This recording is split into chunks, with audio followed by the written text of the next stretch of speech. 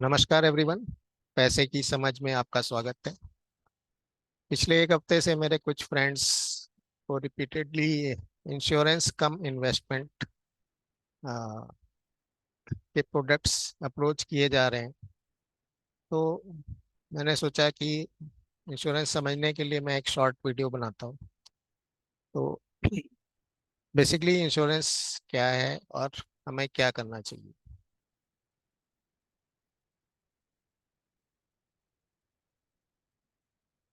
I am not A SEBI certified registered investment advisor, and I am here to just share my knowledge.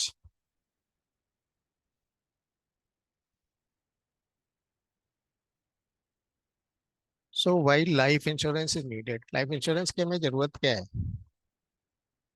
Basically जब आपके ऊपर कोई financially dependent है तब आपको इंश्योरेंस की ज़रूरत है। तो इससे आप क्या करते हैं कि इंश्योरेंस से आप अपने डिपेंडेंट्स की फाइनेंशियल सिक्योरिटी गारंटी करते हैं इन केस आपको कुछ अनटाइमली हो जाए तो। और बेसिक पर्पस ये है कि जो स्टैंडर्ड ऑफ लाइफ अभी तक हम जी रहे हैं वो हमारी फैमिली जीती रहे हमारे बाद भी। तो इंश्योरेंस कितना होना चाहिए? ये रफ कैलकुलेशन है कि जो 20 टाइम्स आपका एनुअल एक्सपेंस है उसका 20 टाइम्स होना चाहिए, जिससे रूटीन खर्चे आपके निकलते रहे एंड इंक्लूडिंग द ईएमआई।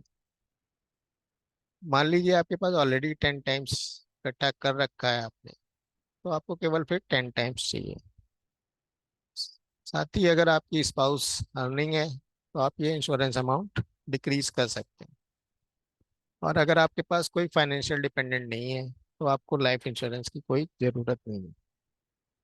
या आपके पास सफिशिएंट एसेट्स हैं, बैंक बैलेंस है, तब भी आपको इंश्योरेंस की जरूरत नहीं। तो कितने सालों के लिए आपको इंश्योरेंस लेना चाहिए?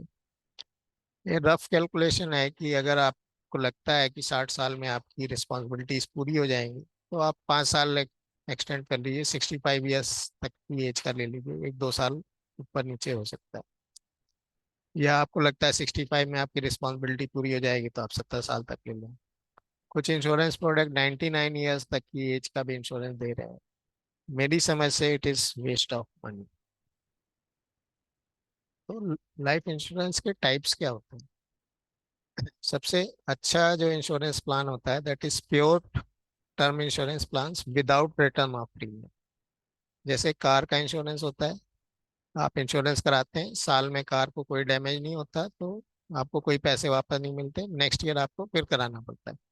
बट क्योंकि वो लीगल कंपलसरी है इसलिए लोग कराते हैं। ऐसे ही आपके शरीर का इंश्योरेंस होना चाहिए। और ये टर्म इंश्योरेंस सबसे सस्ता और सबसे बेटर प्लान है मेरी समझ में। बाकी जो प्लान्स है उसमें आपको पैसे वापस मिलते हैं, बट वो वर्थ नहीं है, उसको अभी हम देखेंगे। तो ये बात ध्यान रखनी है कि insurance is not an investment. Insurance अलग है, इन्वेस्टमेंट अलग है। और हमें अधिकतर प्रोडक्ट जो अप्रोच किए जाते हैं they are insurance mixed with investment.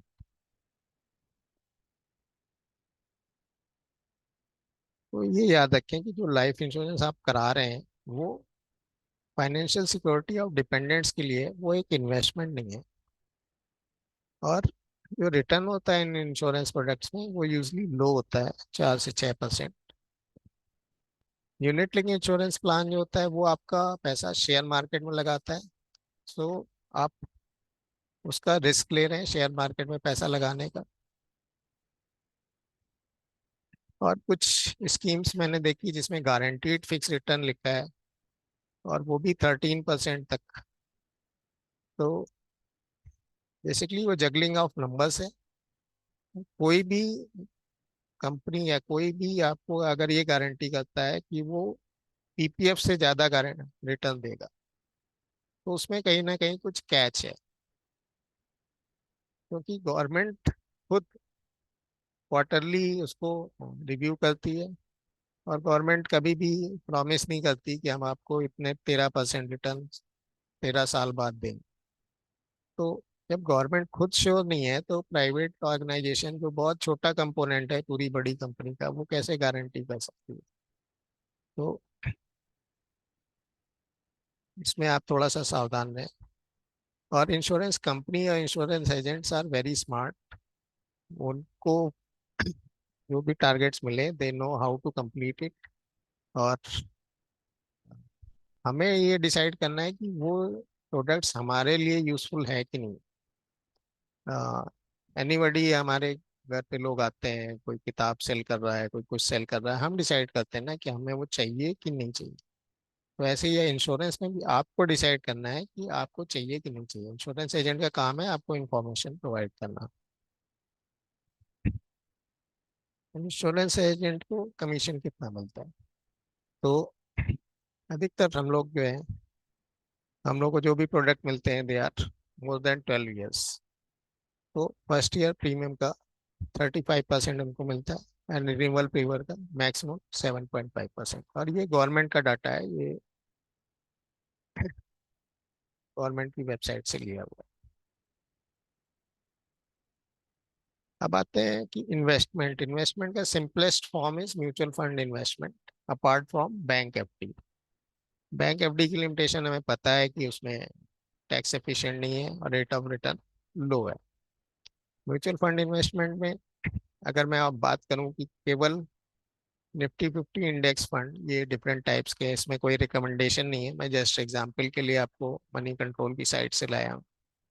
और इसमें डिफरेंट प्रोडक्ट्स हैं जो ऑन एन एवरेज 14% रिटर्न दिया है।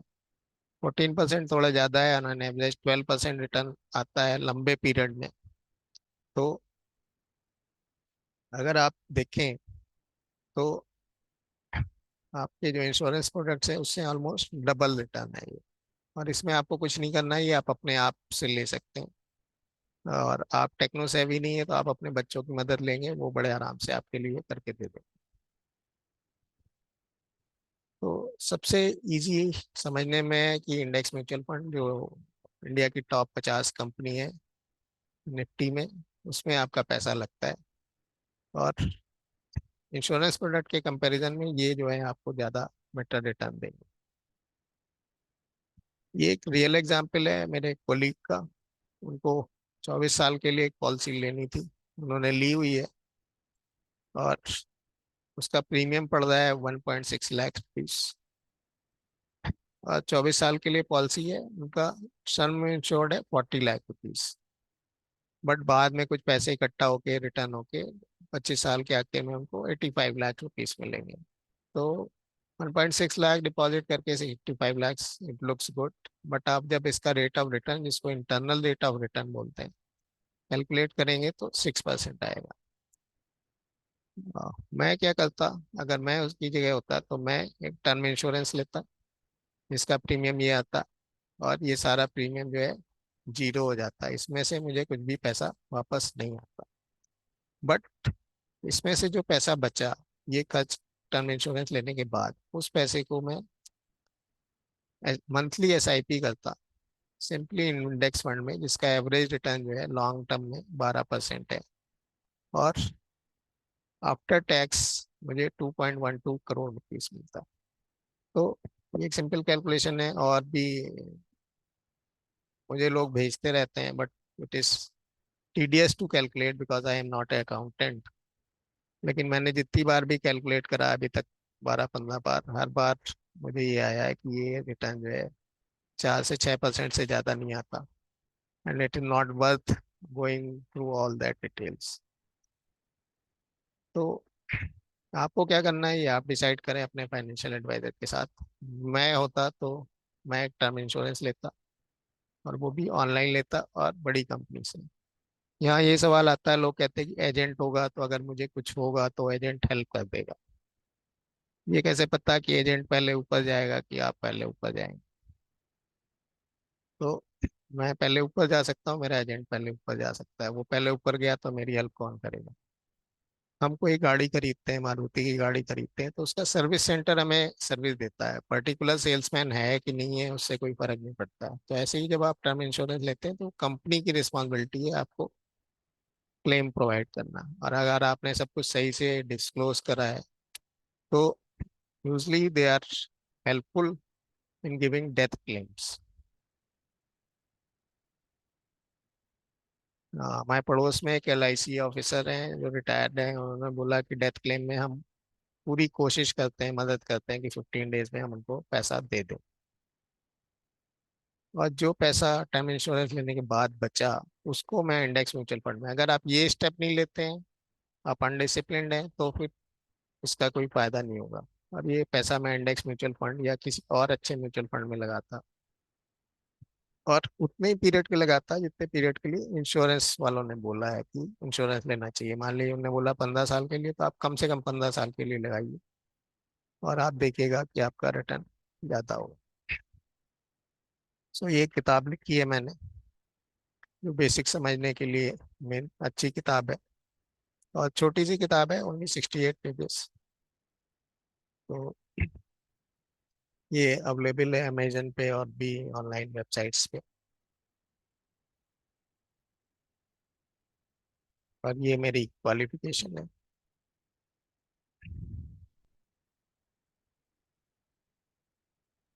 So thank you everyone. अगर आपको ये वीडियो अच्छा लगा तो काइंडली लाइक करें, शेयर करें, सब्सक्राइब करें और कमेंट करें। आपको जो अच्छा लगा वो भी, जो नहीं अच्छा लगा वो भी, या आप किसी और टॉपिक पे चाहते हैं कि मैं वीडियोस बनाऊं, तो आप उसको जरूर लिखें। Thank you everyone. आपका दिन शुभ हो।